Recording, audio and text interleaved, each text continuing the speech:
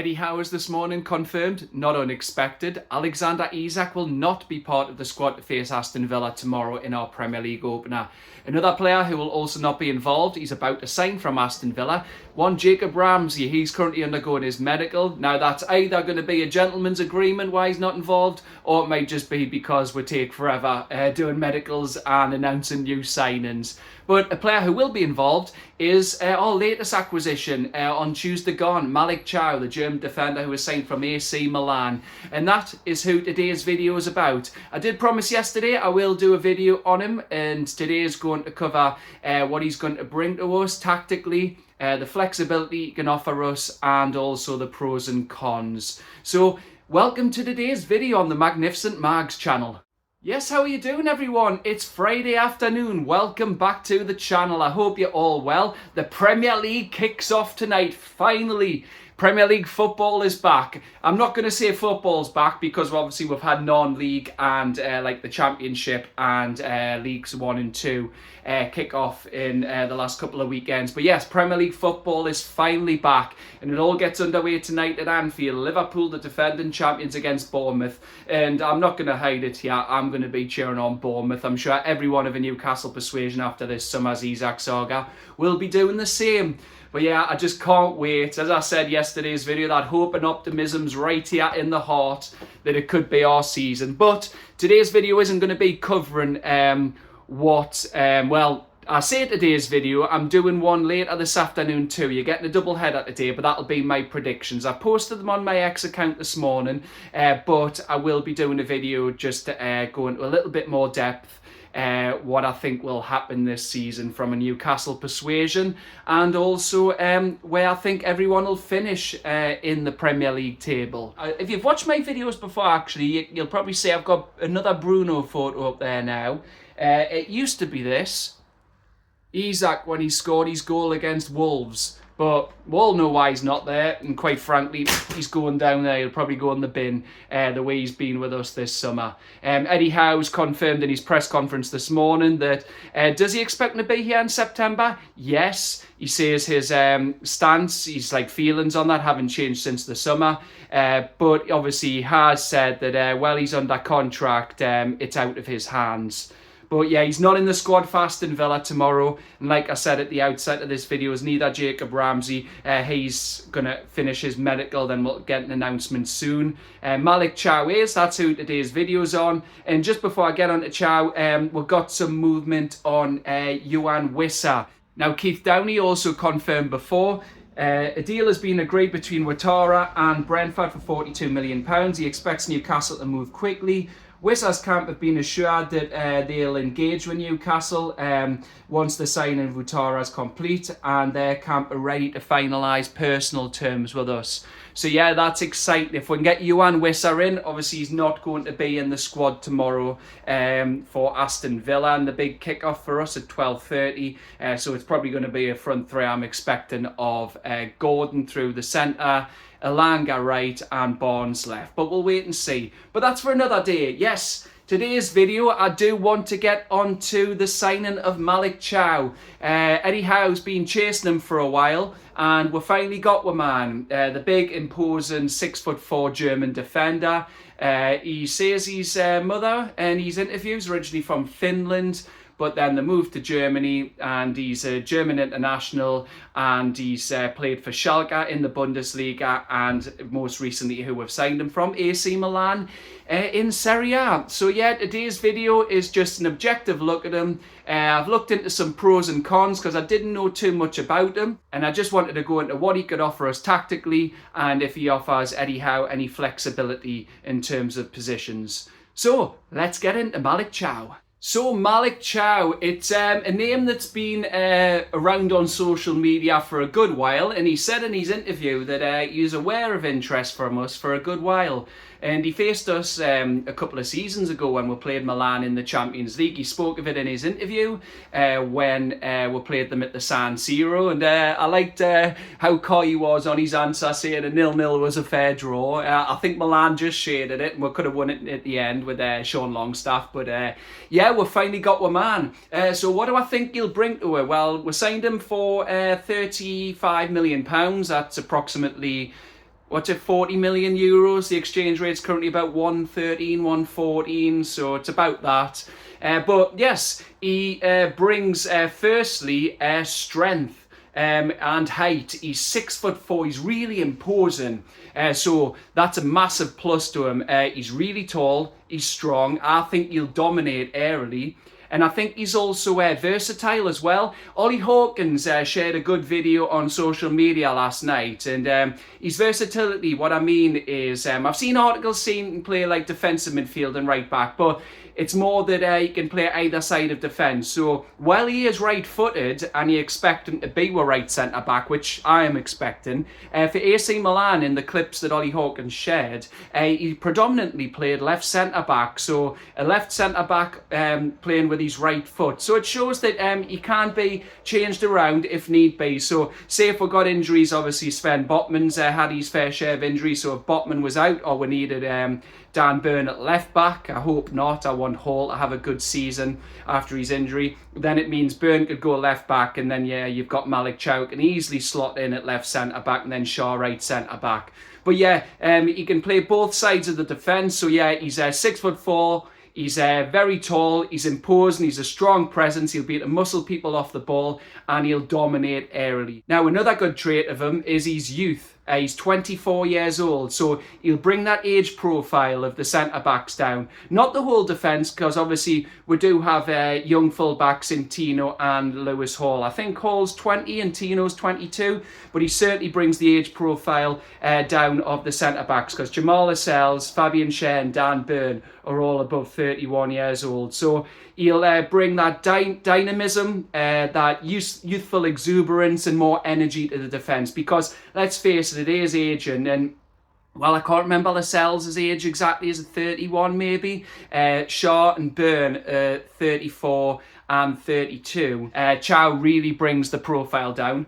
And then the next one is he brings experience. Now, I will say he does bring international experience. He does, because he's played international football for Germany, though not recently. And he's got 4 caps. So obviously he's in the Premier League. If he does well for us, he'll hopefully be aiming to get back into the Germany squad, because you expect him to be at the World Cup next year in the USA. So yeah, he brings experience internationally. He brings experience of playing in 2 top European leagues, and they are defined as that. They are the Bundesliga. He played for Schalke, and then obviously we've just signed him from Serie A, playing for I think the 7-time European champions AC Milan. So yeah, he does bring a wealth of experience to a team. So what does he bring to us technically? Well, for a tall man, a big man, he looks very composed. He said in his interview himself he's comfortable on the ball and he likes to carry it out of defence. So that shows that he's good at progressive carries.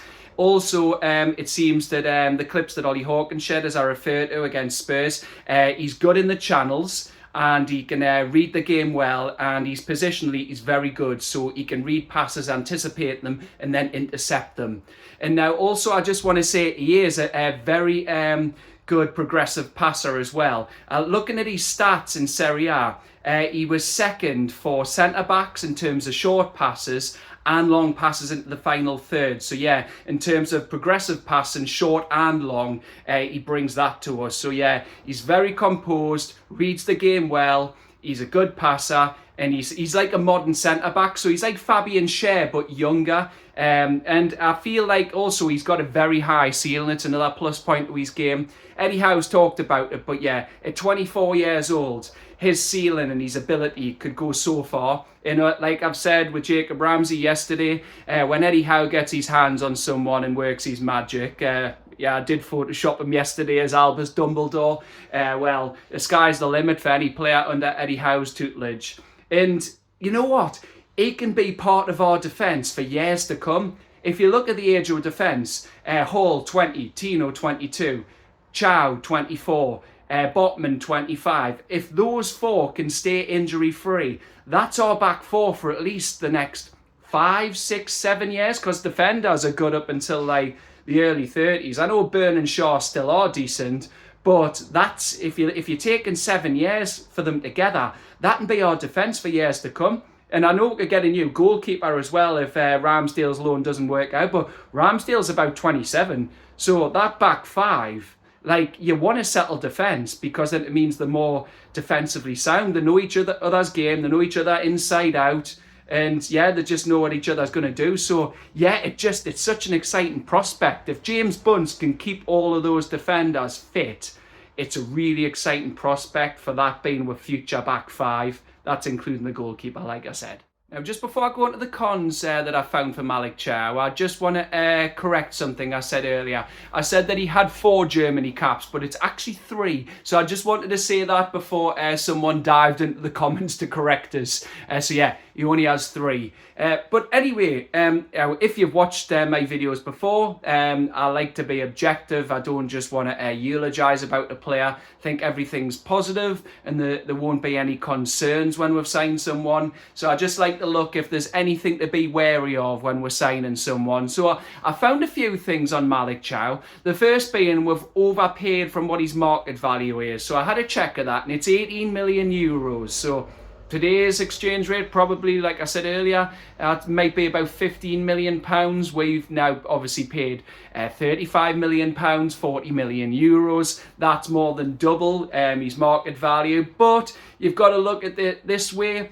EddieHowe's obviously seeing the potential. You've got to trust with scouting team and EddieHowe and what they've identified. And for his youth and also the ceiling that I've talked about that he has, you've probably got to pay a bit of a premium for players like this, and especially getting them from a club like ACMilan. They're a massive European giant, so you can't just go to a club like Milan and go, oh, we're going to take him for 18 million euros. They'd just laugh you out of the boardroom. So, yes, I think we might have overpaid, but the proof will be in the pudding when he's on the pitch and we'll get to judge him properly. So, but I hope he's like most of our previous signings, because people laughed when we paid 63 million for Isak, but he turned out to be, up until the last few weeks, an absolute bargain. Bruno's turned out to be an absolute bargain when he was about, what, £38 million. And then you've got also Sandro Tonali, £55 million. He's turned out to be a bargain as well. Now, another thing that I've noticed is obviously his injury record. So he only played, what did I note? 1,620 minutes in Serie A last season. So he had a hamstring problem that bugged him a lot and it kept him out the team. So you've got to think in terms of the workload. You all know the Premier League's so high paced, so intense. It's a lot more physical. So you've got to think the workload that he'll have coming from Serie A, which is more technical and slower, to a fast-paced Premier League. Will his workload be able to be managed correctly in terms of his recent injury record? Because I think, if I remember right, I noted that he'd only played 20 plus games over the last couple of seasons. That's 40, so 20 in each season is what I mean cumulatively. So yeah. James Bunce will have to work his magic there in terms of making sure that we keep Malick Thiaw fit. Because it is going to be a bruising season. The Premier League season's long. I mean, it feels long as a fan sometimes, but it'll certainly feel longer as a player because there's so many more games these days. And like I've said in lots of other videos, we've got 4 competitions this season, a minimum of 48 games, hopefully more. So yeah, we've just got to hope that we can manage him correctly, because if we can keep him fit across the entire season, I think he could be a fantastic defender. I mean, his confidence as well. He exuded confidence in his interview, didn't he? He's coming here, he already knows someone in Sandro Tonali, so he'll help him bed in and acclimatise. So yeah, he can speak, he's fluent in a few languages, and he looked confident in his interview. He looked brilliant, didn't he? Dapper in his suit. I love seeing a player turn up in a suit. And he said St. James is bigger than he expected. And a couple of things I noticed from when he went round his first day. He does a hell of a clap into everyone's hands when he was introducing himself to the squad. All you heard was a good. He's honestly, his hands must be like bricks. Another thing I noticed was Joe Linton when he was going around like shaking hands. Joe Linton kind of side-eyed him, and I think he was like sizing him up. Joe Linton's finally got competition in there, because while Dan Burn's tall, Malick Thiaw's both tall and physically imposing. And the final thing which made us laugh was when he was chatting to Jason Tyndall, and then the Gateshead Guardiola came in and just shoved Tyndall's arm off him and then just went, oh, he's some specimen, isn't he? Then just walked off camera. I was absolutely creased at that. But yeah, Malick Thiaw, yeah, he's a new defender and he's obviously the long-term successor to Fabian Schär. But will I expect to see him in the squad straight away? Maybe not. He might surprise EddieHowe. He might be playing tomorrow at Aston Villa. But you know he likes to get players like up to speed, and especially in terms of fitness. Players think they're fit until they come into an EddieHowe team, then they realise they're not. And then obviously getting used to EddieHowe's tactics. He'll have only had a few training sessions here, and getting used to his teammates. But one thing I didn't mention before, actually a big trait that he's got over Fabian Schär and Dan Burn is recovery pace. Because how did Villa destroy Wade Villa Park last season? They let step up high, we had a high line. When we're pressed onto them, they just done that ball over the top, and we didn't have any recovery pace, and they destroyed win behind with pace. So Malick Thiaw's got tons of pace, lots of recovery pace, so he'll be key if Villa try that same tactic tomorrow. But will he start in a back four? Maybe not. He might go tried and trusted Trippier, right back, Tino, left back. I don't expect to see Hall there. He's got to call it goalkeeper, obviously, and then maybe Dan Burn, Fabian Schär. Or he might go with a back five. We'll have to wait and see.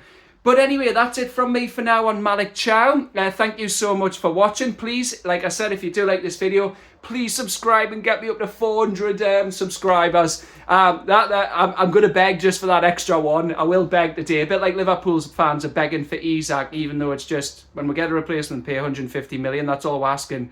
We're over him being gone. But I'm begging for that one extra subscriber just to get to 400 before the season kicks off tonight. And yes, that's it for now. Anyway, my next video, like I said, I'm going to try and do one later on today as well. And that's going to be giving my predictions for this season. But for now, thank you so much for watching. I hope you all have a fantastic weekend, and I'll see you soon on the next one. Bye. Please also like, comment, share and subscribe to my friends at Magpie 24/7.